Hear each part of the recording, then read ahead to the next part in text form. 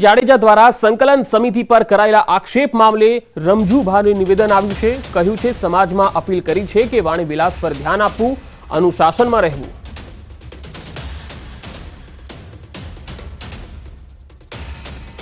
એટલે રાજકીય બાબતો થતી હોય પણ 7 તારીખે એ બધી બાબતો પૂરી થઈ ગઈ છે અને બધાને જ પણ અમે અપીલ કરી છે અમારા સમાજમાં પણ અને બધાને કે હવે પછી કોઈ પણ વાણી વિવેકનો ધ્યાન રાખવાનો છે, કોઈના માટે બિનજરૂરી શબ્દો વાપરવાના નથી અને આ બધાને લાગુ પડે છે। અત્યાર સુધી બધા જે પ્રમાણે અનુશાસનમાં રહ્યા છે એ જ પ્રમાણે અનુશાસનમાં હવે રહેવાનું છે। હવે રાજકીય વાત રહેતી નથી, હવે સામાજિક વાત રહે છે એટલે સામાજિક રીતે આપણે જે કાંઈ પ્રવૃત્તિઓ કરવાની હોય આગળ ઉપર ચાલુ રાખશું। તો રમજુભાઈએ કહ્યું કે પીટી જાડેજા હજુ કમિટીના સભ્ય છે, તેઓને દૂર નથી કરાયા। જે ગેરસમજ હતી એ હવે દૂર થઈ ગઈ છે।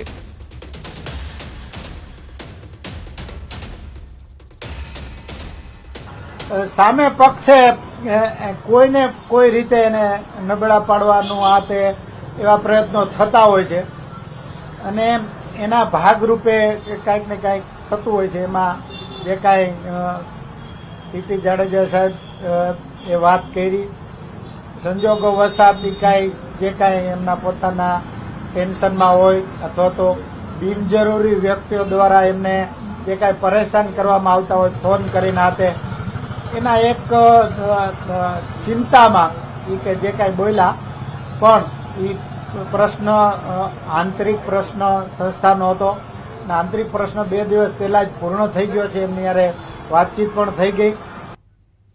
તો પીટી જાડેજાએ જે પુરાવાની વાત કરી તે ખોટી હોવાનું રમજુભાઈએ જણાવ્યું। તો ચૂંટણીને લઈને પણ પોતાનું મંતવ્ય વ્યક્ત કર્યું। લોકસભાની ચૂંટણી ખૂબ જ શાંતિપૂર્ણ રીતે પૂર્ણ થઈ અને એના માટે જે કાંઈ ક્ષત્રિય સમાજની નિર્ધાર હતો, એનું આયોજન હતું, એ મુજબ અત્યાર સુધીની જે ચૂંટણી હતી એમાંથી સૌથી વધુ શાંતિપૂર્ણ રીતે પૂર્ણ થઈ। એના માટે સમગ્ર પ્રજા, સમાજના પ્રજાના જુદા જુદા વર્ગો ધન્યવાદને પાત્ર છે। સમાચાર પ્રાપ્ત થઈ રહ્યા છે। ક્ષત્રિય મહિલા આગેવાન પદ્મિનીબાએ ન્યૂઝ 18ના કાર્યક્રમમાં દાવો કર્યો કે ચૂંટણીમાં આંદોલનની અસર ઓછી રહેશે।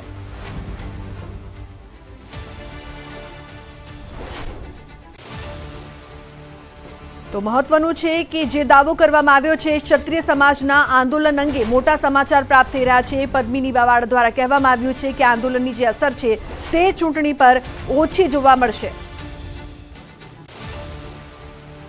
મને તો નથી લાગતું કે આનું રિઝલ્ટ સારું આવે અને એક ચૂંટણી પૂરતું કદાચ આવે અને હું તો સમાજને પણ એક મેસેજ મોકલવા માંગીશ કે 5 જણા કે એમ આખા સમાજને એક વિચારવું જોઈએ। આવા 5 જણા આવા આગેવાનો જે આખા સમાજને 20 વર્ષ પાછો લઈ ગયા અને બાળકોનું ભવિષ્ય ખરાબ કરી નાખ્યું છે જોવા જઈએ તો, જે આ ચોક્કસપણે જે પણ આંદોલન હતું એનું પરિણામ નથી। એમાં સંકલન સમિતિ જ છે જે કોઈ ડિસિઝન જ ન લઈ શક્યા, સારું માર્ગદર્શન પણ ન આપી શક્યા અને બસ મીટિંગ, નોટ, પેન અને મીડિયા એ લોકો એ જ કર્યું, બીજું કંઈ કર્યું જ નથી। તો પદ્મિનીબાએ રાજપૂત સમાજ સંકલન સમિતિના આગેવાનોને આડે હાથ લેતા કહ્યું કે ચૂંટણી અને સ્વાભિમાનની લડાઈને કોઈ લેવા દેવા નથી। કોંગ્રેસને મત આપવાથી ક્ષત્રિય સમાજને કોઈ ફાયદો નથી તેમ પણ સવાલ કર્યો। અને ક્યાંક ને કંઈક તો કંઈક કાળું છે જ, દાળમાં કાળું છે જ, બરાબર છે। એ આજની તો કાલ સામું આવશે કે ચૂંટણીને અને જે સ્વાભિમાનની લડાઈને કોઈ લેવા દેવા નહોતા તો એમાં શું કામ કોંગ્રેસ પક્ષ લઈ આવ્યા? તો ભણેલ ગણેલ હોવા છતાં કોંગ્રેસને વોટ આપવો એનું ફાયદો શું? કોને ફાયદો? ક્ષત્રિય સમાજને ફાયદો છે? કોને ફાયદો છે? આખું હિન્દુત્વને આ લોકોએ ગદ્દારી કરી કહેવાય। જે 4-5 તત્વોએ જે આ માર્ગદર્શન ઊભું કર્યું ને કે ભાઈ આપણે કોંગ્રેસ પક્ષ લઈએ તો આ તો હિન્દુત્વના અને વિરોધી કહેવાય કે ક્યાંક ને ક્યાંક હિન્દુત્વ આખું ઓલું થઈ ગયું કે મોદીજીના જે કામ છે એ ન ભૂલવા જોઈએ અને બીજેપી પાર્ટીના વિરોધી શું કામ, તો એ પણ એ લોકોને સાબિત કરવું જોઈએ। આગામી 6 દિવસ માટે આ વરસાદની આગાહી હવામાન વિભાગે કરી છે। થંડરસ્ટોર્મ એક્ટિવિટીના કારણે જ વરસાદી વાતાવરણ ઘણા એવા જિલ્લાઓમાં જોવા મળશે। સૌથી વધારે અસર સૌરાષ્ટ્ર, કચ્છ, દક્ષિણ મધ્ય ગુજરાતમાં થવાની સંભાવનાઓ પણ व्यक्त કરવામાં આવી છે। देखिए आगे आने वाले जो 5 दिनों की हम बात करें तो मुख्य तौर पे जो है गुजरात में जो है तापमान अधिकतम तापमान अपने नो लार्ज चेंज में बना रहेगा, जिसमें जो है अगले आने वाले कुछ दिनों के लिए, जो अगले 6 दिनों के लिए हमने कई हिस्सों में जो है लाइट रेन के अनुमान भी है, तो उससे तापमान में जो है अभी ज़्यादा बड़ा देखने को नहीं मिल रही है, नो लार्ज चेंज में भी बना रहेगा। और बारिश के साथ ही तापमान कुछ जगहों पे थोड़ा बहुत नीचे भी आएगा, लेकिन उसके बाद फिर वो नेक्स्ट वीक से जो है तापमान वापस जो है राइज करेगा। साथ ही अगर हम बात करते हैं पिछले 24 घंटों में कैसा रहा अधिकतम तापमान, उसमें अहमदाबाद में 41.6 डिग्री सेल्सियस, गांधीनगर में 41.2 डिग्री सेल्सियस अधिकतम तापमान दर्ज किया गया है। साथ ही अहमदाबाद का जो तापमान 41.6 है वो हाईएस्ट तापमान रहा है पिछले 24 घंटों में पूरे गुजरात में।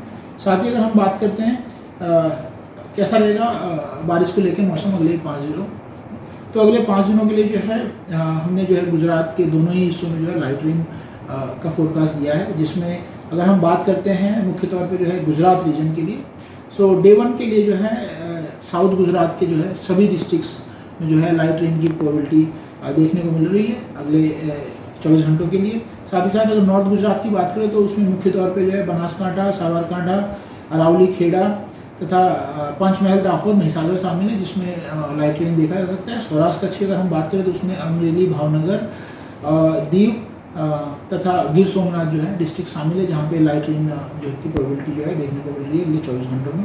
साथ ही अगर हम बात करें डे 2 के लिए भी जो है डे 2, डे 3 के लिए, डे 1, 2, 3 अगर हम बात करें तो साउथ गुजरात में सभी डिस्ट्रिक्ट्स में जो है लाइट रेन जो है की प्रोबेबिलिटी है।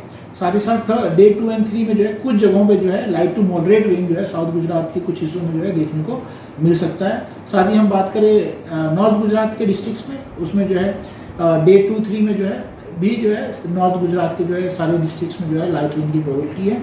साथ ही बात करें सौराष्ट्र कच्छ एरिया में डे 2, 3 के लिए, तो उसमें जो है मुख्य तौर पर जो है जो डिस्ट्रिक्ट शामिल है उसमें अमरेली, भावनगर, गिर सोमनाथ तथा दीव है। एंड डे 3 में जो है सुरेंद्रनगर एंड राजकोट में भी जो है रेनफॉल की जो है प्रोबेबिलिटी देखने को बन रही है। साथ ही साथ अगर हम बात करते हैं चौथे, 5वें और 6ठे दिन की, उसमें जो है गुजरात के जो है कुछ हिस्सों में जो है रेन कम होता दिख रहा है, जिसमें से साउथ गुजरात में जो है अगर हम बात करें सूरत, डांग, नवसारी, वलसाड, तापी, दमन तथा डीडीएम शामिल है, जिसमें लाइट रेन की प्रोबेबिलिटी है। एंड नॉर्थ गुजरात में जो है बनासकांठा, साबरकांठा तथा अरावली जो है तथा दाहोद, महिसागर है, जिसमें लाइट रेन हो सकता है। साथ ही साथ 5वें और 6ठे दिन के लिए भी अगर हम बात करें तो उसमें सेम डिस्ट्रिक्ट्स ऑलमोस्ट रखे गए हैं, जिसमें कुछ जगहों में नॉर्थ गुजरात में जो है जो ऐड किए गए जिसमें अहमदाबाद है, आनंद है, गांधीनगर एंड साबरकांठा डिस्ट्रिक्ट जो है जिसमें जो ऐड किए गए डे 5 के लिए। डे 6 में जो है रेन जो है बहुत कम डे हो जाएगा, जिसमें वो मुख्य तौर पर जो है साउथ गुजरात में ही देखने को मिलेगा। डे 5 एंड 6 की जो प्रोबेबिलिटी है वो साउथ गुजरात में ज़्यादा है, जिसमें जो डिस्ट्रिक्ट शामिल किए गए हैं उसमें मुख्य तौर पे सूरत, डांग, नवसारी, वलसाड, तापी, दमन एंड डीएनएच है। साथ ही सौराष्ट्र कच्छ की अगर हम बात करें तो सौराष्ट्र कच्छ में भी अगर हम बात करते हैं 5वें और 6ठे दिन की, उसमें अमरेली, भावनगर, गिर सोमनाथ, दीव शामिल हैं। साथ ही साथ सुरेंद्रनगर में भी जो है 5वें दिन में जो है प्रोबेबिलिटी है कि लाइट रेन की प्रोबेबिलिटी देखने को मिल रही है। साथ ही अगर हम बात करें थंडरस्टॉर्म वार्निंग की, डे 1 के लिए जो है सौराष्ट्र कच्छ रीजन में जो है येलो वार्निंग रहेगी थंडरस्टॉर्म के साथ। एंड डे 1, 2, 3 के लिए जो है गुजरात रीजन में thunderstorm warning with yellow colour रहेगी। सर प्री मानसून एक्टिविटी, अगर हम प्री मानसून, ये एक्चुअली जो सिस्टम है ये प्री मानसूनल सिस्टम है। एंड ये अगर हम बात करें इसमें 2 सिस्टम हमें देखने को मिलता है, जिसमें मुख्य तौर पे एक सिस्टम जो है वो नॉर्थ ईस्ट अरेबियन सी में जो है परसिस्ट कर रहा है 1.5 किलोमीटर पे।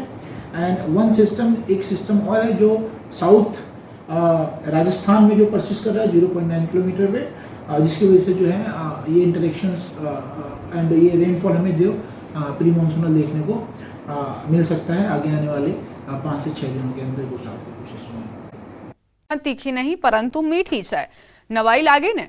जी हाँ, મહેસાણાના બ્રાહ્મણવાડીની ડુંગળી સ્વાદમાં મીઠી હોવાના કારણે તેની માંગ છેક મુંબઈ સુધી પહોંચી ગઈ છે। બ્રાહ્મણવાડામાં છેલ્લા 50 વર્ષથી મીઠી ડુંગળીનું વાવેતર કરાય છે. ગામમાં દર વર્ષે સરેરાશ 150 વીઘા જેટલી જમીનમાં ડુંગળીનું વાવેતર કરાય છે અને ડુંગળીની સિઝન દરમિયાન 15 થી 20 હજાર ટન જેટલી ડુંગળીનું વાવેતર થાય છે. આ ડુંગળી કાઠિયાવાડની ડુંગળી કરતાં અલગ છે. બ્રાહ્મણવાડા ગામના ખેડૂતો ઊંઝા પાલનપુર હાઈવે પર ટ્રેક્ટર લઈને ડુંગળીનું હોલસેલમાં વેચાણ કરે છે. અહીંની મીઠી ડુંગળી સુરત, બનાસકાંઠા, અમદાવાદ, ગાંધીનગર, પાટણ, વડોદરા સુધી તેની માંગ વધુ છે. હાલમાં આ ડુંગળીનો ભાવ 450 રૂપિયા મણ વેચાય છે. मैं डूंगळीની ખેતી 10 વર્ષથી કરું છું. પહેલા અમે કપાસ, એરંડા, વરિયાળી એટલે અમે ડુંગળીમાં સારું મળે એટલે મેં ડુંગળી પોતે જાતે જ ઘરે સુરત, વડોદરા, અમદાવાદ બધી ડુંગળીના બધા ગ્રાહકો છે મારા ત્યાં. સ્પેશિયલ બ્રાહ્મણવાળાની ડુંગળી માટે, કારણ કે તેની ડુંગળી બહુ સરસ અને મીઠી આવે છે. અમારે ત્યાં સુરત, નાસિક બાજુની આવતી હોય છે, પણ એના કરતાં અહીંયાની બહુ ગળચટીને સારી એવી હોય છે. ઘણો ડિફરન્ટ હોય છે. તે આ ડુંગળી અમારે બેઠી અને ગોળ હોય છે સારી, અને ખાવામાં બી એકદમ મીઠી હોય છે, તીખી હોતી નથી. નાસિકની ડુંગળી અમારે ત્યાંની તીખી આવે છે.